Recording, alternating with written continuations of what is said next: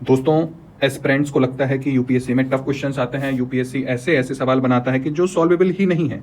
लेकिन ऐसा नहीं है। यूपीएससी हर क्वेश्चंस में एक तुम्हारा माइंडसेट चेक करता है, आप कैसे उस क्वेश्चन को सोचोगे, आप कितना रटते हो। उससे ज़्यादा वो यह चेक करना चाहते हैं कि आप कैसे एक एग्जामिनेशन कंडीशन में, एक प्रेशर वाली सिचुएशन में आप कैसे सोचकर एक सही उत्तर तक पहुंच पाओगे। अगर हम इस क्वेश्चन को, जो कि यूपीएससी में 2025 में आया था, यूएवीज का क्वेश्चन, अब कुछ लोगों को लगेगा ये कितना टेक्निकल क्वेश्चन है कि इसमें वर्टिकल लैंडिंग यूज हुआ है, ऑटोमोटेड हॉवरिंग यूज हुआ है, कैसे इसमें सारे यूवीज के बारे में जानकारी पूछी जा रही है। लेकिन अगर हम इस क्वेश्चन को सिंप्लीफाई करेंगे तो ये क्वेश्चन जीएस के क्वेश्चन से ज्यादा लॉजिकल रीजनिंग का क्वेश्चन है। क्योंकि इसमें पूछा गया है, अगर हम फर्स्ट स्टेटमेंट है, all types of UAVs can do vertical landing, all types of UAVs can do automatic hovering and all types of UAVs can use battery only as a source of power supply।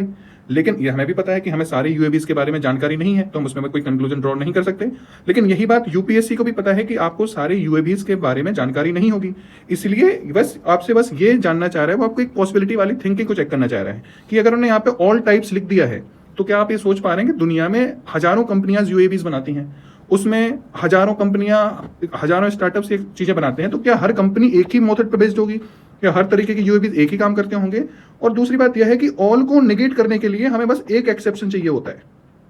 All से अगर हमको किसी भी चीज को गलत करना है तो बस हमें एक एक्सेप्शन चाहिए और वो क्वेश्चन गलत हो जाएगा। तो यहाँ पे अगर एक यूएवी वर्टिकल लैंडिंग नहीं करेगी तो वो गलत हो जाएगा, अगर एक यूएवी ऑटोमेटेड हेवरिंग नहीं करेगी तो ये गलत हो जाएगा, अगर एक टाइप्स ऑफ यूएवी अगर battery only as a source of power supply use नहीं कर पाएगी तो ये गलत हो जाएगा। तो इन वाले क्वेश्चंस को हमें इस तरीके से अप्रोच करना है, हमारे पास नॉलेज हो या ना हो, लेकिन हमें बस देखना है कि क्या यह बात जो यहाँ पर लिखी गई है वो प्रैक्टिकली पॉसिबल भी है। हमारी कोशिश यही है कि हम आपके माइंडसेट को बिल्ड करें और कैसे आप प्रेशर सिचुएशंस में एक सही माइंडसेट से क्वेश्चन को सॉल्व कर सकते हैं।